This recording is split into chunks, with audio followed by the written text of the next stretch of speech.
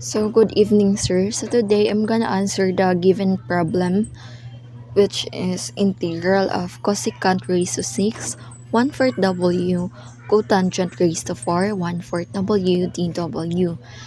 So, in this given problem, naatay coefficient ng 1/4.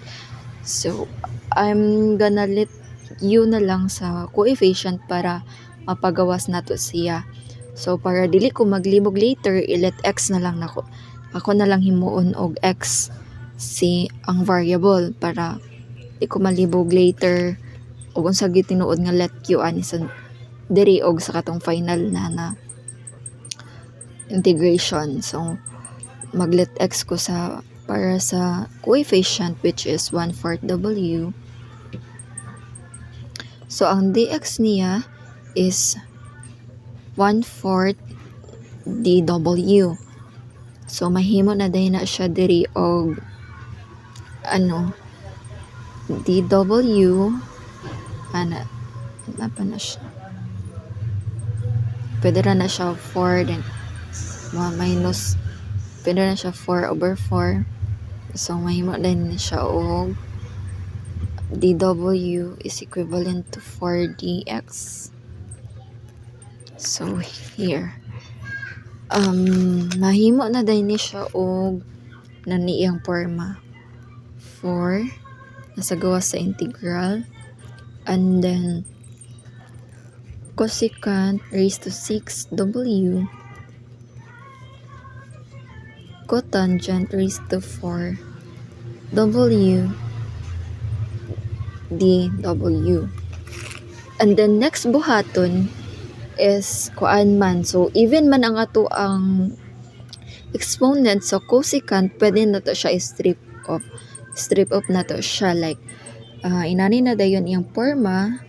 So cosecant raised to 4 W cosecant raised to 2 W cotangent raised to 4 W dW. So pwede na to na siya multiply din na to na kani sila duha. So cosecant raised to 4 W mabaliktad rin na siya. Cotangent raised to 4 W and cosecant squared W dW. Nara. And then next daayon na step is kani si cosecant is pwede gamitan nato ni siya og katong Pythagorean theorem, which is ang sa lesson ni mo sir is ang cosecant squared x is equivalent siya sa 1 plus cotangent squared x. So kani siya mahimo na din siya og 1 plus cotangent squared x kay man. So diri raised to 4, so ato ni siyang square dari kay equivalent ra magyapon na siya. So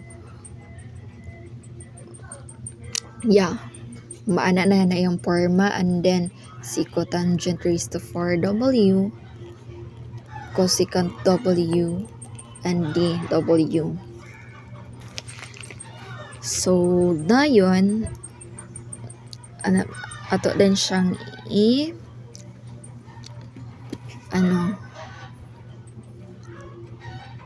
so mahimo na ni siya og ato ning i-expand ang naa sa kaning naka-squared. So mahimo na ni siya og 1 plus 2 tama ba? 2 cotangent squared W plus cotangent cube. Okay, tama. So, tama ko And then copy si cotangent raised to 4w cosecant squared w dw. And then so multiply day nato ni siya, nahimo na ni siya og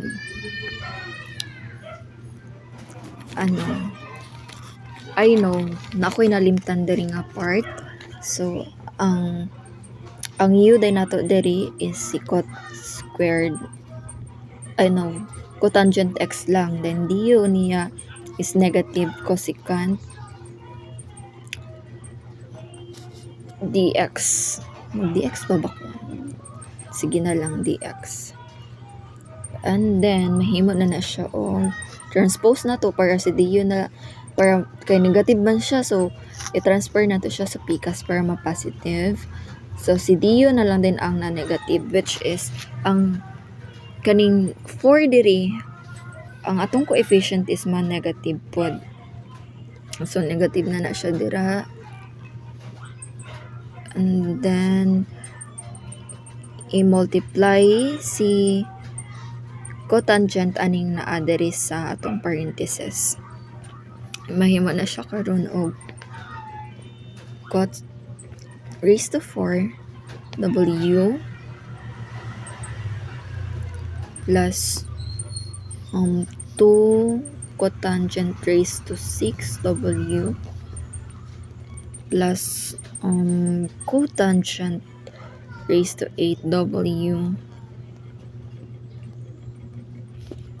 parenthesis din na siya cosecant squared w dw. So here dayon siya sa I think pwede na siya gamitan atong u n plus 1 over n plus 1. So negative 4 kana siya, may mo na na siya u raised to 4 plus 1 over 4 plus 1 plus 2. Tama ba ko? Yeah, I think.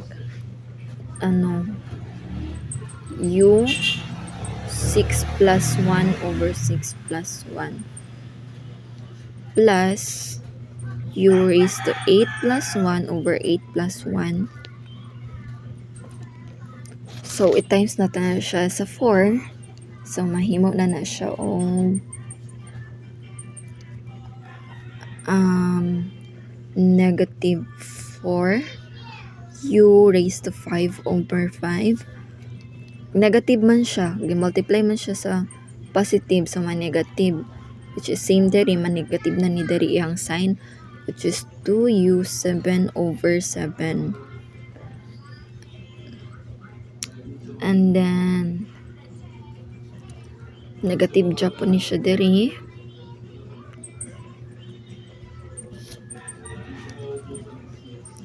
U 9 over 9. So ay namali di ay ko, wala pa din na siya, dili di na siya kani pa di ay siya, sorry, my bad. So dirita atong i-input so napa din na si negative 4 diri, si negative 4 dayon ang value sa atong u, which is cot x. So ang atong x diri sa ibabaw is 1/4 w.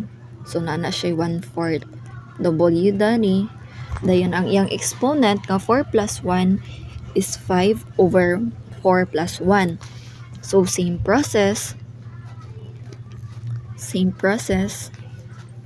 na ay 2 dayon si cotangent ang value sa u raised to 7 over 7, then ang value sa iyahang x na 1/4 w plus di na siya maiko.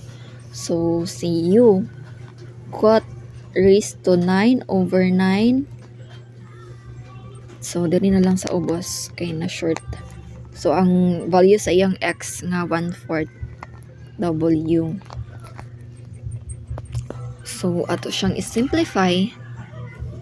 So, muna din ni ang iyahang result. I know, dili na mao di ang iyang result. Kani. So, naara. So, mahimo na siya og negative 4/5 cot raised to 5. Dayon, ang value sa iyang x nga 1/4 W. But the value dahil ni 3. This one. 1/4 W. Negative plus positive is negative. So, ang iyang sign diri is negative na. So, negative 4 times 2, which is 8/7. Negative 4 times 2, 8/7 cotangent raised to 7. 1/4 W. And ang kanina po, negative 4 times cotangent raised to 9. So, mahimo na siya o negative 4/9 cotangent raised to 9. 1/4 W. And plus C. Di na siya pwede malimtan si plus C. So, ang final answer is kani. Negative 4/5 cotangent raised to 5. 1/4 W minus minus 8/7 cotangent raised to 7. 1/4 W minus 4/9 cotangent raised to 9. 1/4 W plus C.